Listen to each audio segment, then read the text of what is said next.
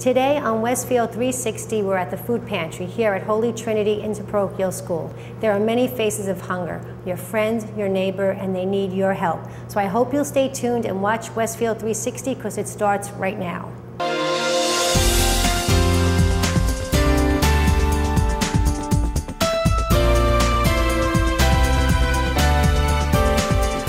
I'm here with Rosa O'Hare, and we're in the food pantry here in Westfield, which is right located inside of Holy Trinity Parochial School on First Street. 336 First Street. Okay, because a lot of people aren't even aware that there's a food pantry here, so we're hoping that the viewers at home will take this information and maybe volunteer or learn to donate. Let's explore the options.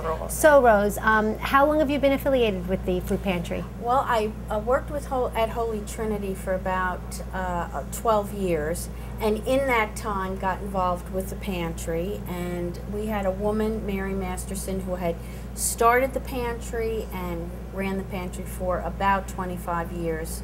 That's remarkable. Herself. I used to see her in the morning. She was a wonderful woman, and when she passed away, rather suddenly, about, I'd say 6-7 years ago, I took over the paperwork, the director end of it, doing the administrative part of it, and also helping run the drives that we have, the several drives that we have during the year.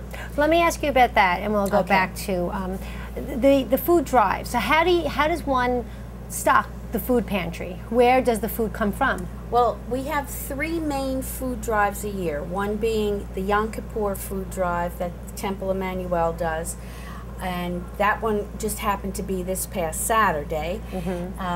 Then in November, the Boy Scouts do their food drive where they put the bags, bring the bags around to the homes and then pick it up. That's usually a week and a half before Thanksgiving. And then in May, the Westfield Post Office does their food drive, which is the day before Mother's Day.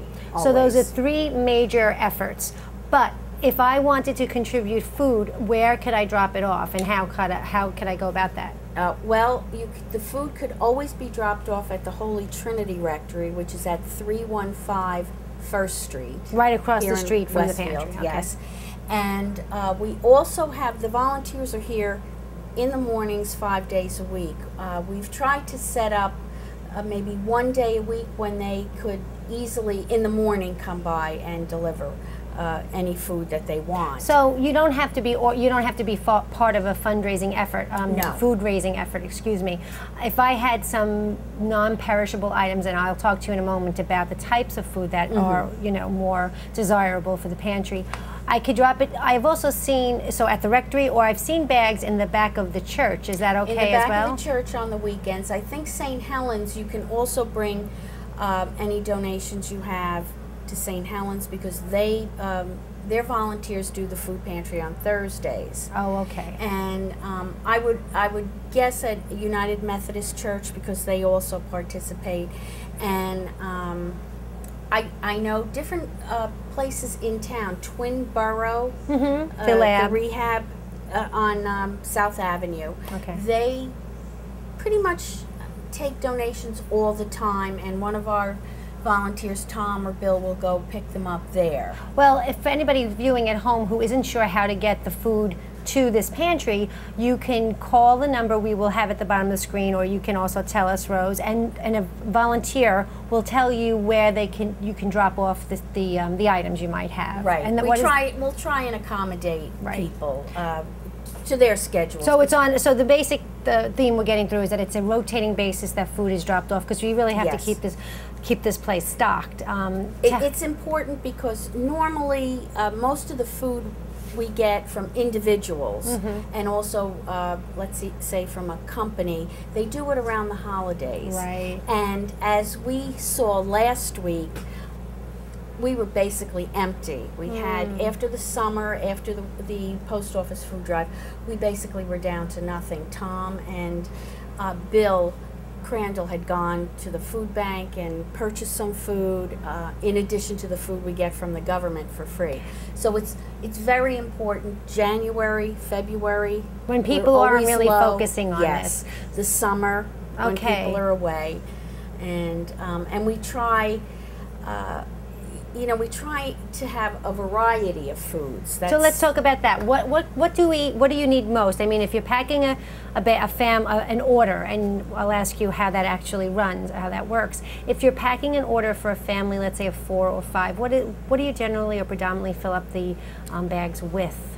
Well, our goal is usually 8 to 10 days worth of food. We usually take a cart, and they fill the cart with bags and with food. The cart like you would use in a shopping cart, okay. Say from ShopRite, of which we have a few. And the idea when a volunteer is packing is to think in terms of your breakfast, your lunch, your dinner. Are there children? Right. Is it a single person? How Are there large elderly the family? people? Elderly family. If people some people do have special dietary, like low salt, right. and they'll ask if we have any low salt items. Right. So the things we're always in need of would be cereals, okay, pancake mix, and because that's and oatmeal for our breakfast foods. Then, say for lunches, soup. We like to do soup, tuna, and then obviously vegetables. A meal in a can, that's always welcome, because particularly you have single people, right, and maybe they don't have a full kitchen right. to cook a meal, so this is always a really good thing to have for when the kids come home from school. So functional. We're looking for functional items. Pasta sauce and peanut butter and jelly. Always need peanut butter and jelly. What family doesn't need peanut butter and jelly? And and pasta, we give out a lot of pasta and quite a bit of rice. We tend to get a lot of rice from the food bank, which Tom will talk about. Okay. So you want to do a balanced, well-rounded and the meats come from the food bank. Is that either the food bank or it's purchased? Okay. Either from the food bank or from, let's say, ShopRite or Stop and Shop. And we also have dairy items, which we get from the food bank. We have eggs, butter, and sometimes at the food bank they have a large dairy room, like a refrigerator room, and you can pretty much take whatever they have. It's free, like yogurt if they have it, or cheeses, things like that. So let me ask, how popular is the food pantry in Westfield? And who do we service? Is it just Westfield, or? It's the entire county. We service the county through social service agencies, and those agencies are some of them in Elizabeth, some in Plainfield. We have the Red Cross here in Westfield. Some of the towns actually have a person who can refer to the pantry. I think in Linden they do, and we used to have Lillian Corsi here in Westfield. So, and churches, obviously.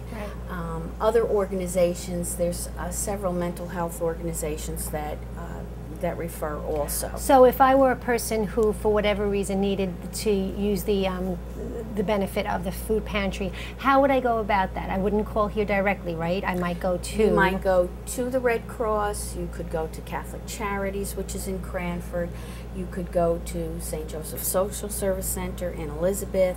There's several groups in Plainfield Action, NIA, and they do the referring.